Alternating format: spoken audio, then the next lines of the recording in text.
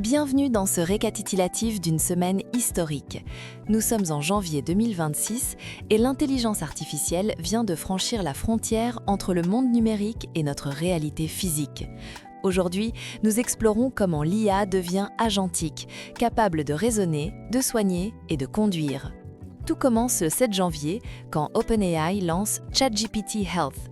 Ce n'est pas une simple mise à jour, mais une bulle sécurisée et hermétique au sein de l'interface. Vos données de santé y sont chiffrées et isolées, avec la garantie formelle qu'elles ne serviront jamais à l'entraînement des modèles. L'IA peut désormais analyser vos dossiers cliniques ou vos données d'applications comme Apple Health et MyFitnessPal pour vous aider à préparer vos rendez-vous médicaux. OpenAI a collaboré avec plus de 260 médecins pour garantir la sécurité, tout en rappelant que cet outil reste un assistant et non un dispositif de diagnostic. La riposte ne s'est pas fait attendre. Dès le 11 janvier, Anthropic a lancé Claude for Healthcare, ciblant plus spécifiquement les hôpitaux et les organisations de santé. Mais la véritable onde de choc est venue du CES de Las Vegas avec NVIDIA. Jensen Huang a dévoilé la plateforme Rubin, une architecture révolutionnaire intégrant 6 puces, dont le GPU Rubin ABU, équipé de mémoire HBM4 offrant une bande passante délirante de 2 téraoctets par seconde. Cette puissance permet l'émergence de l'IA agentique, capable de résoudre des problèmes complexes en plusieurs étapes.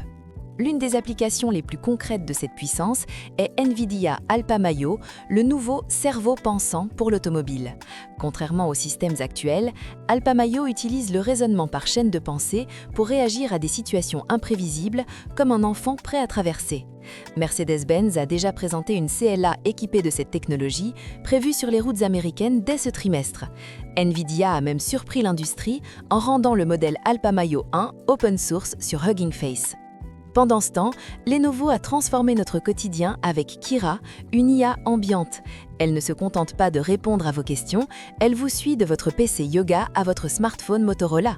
Grâce à ses fonctions agentiques comme Catch Me Up, elle résume vos réunions manquées ou anticipe vos besoins de recherche d'un appareil à l'autre. Parallèlement, Google a propulsé Gmail dans l'ère de Gemini. L'aide à la rédaction et les résumés de fils de discussion sont désormais accessibles à tous, même pour les comptes gratuits. Le salon du CES a aussi été marqué par l'évolution spectaculaire des lunettes IA. Meta domine le secteur avec ses nouvelles Ray-Ban, intégrant un écran tête haute et un bracelet Neural Band, capable de détecter les signaux nerveux de votre poignet pour contrôler l'interface par micro-gestes. Enfin, la robotique a volé la vedette avec le déploiement commercial d'Atlas par Boston Dynamics et le surprenant Roborock Saros Rover, un aspirateur capable de monter les escaliers sur des jambes articulées.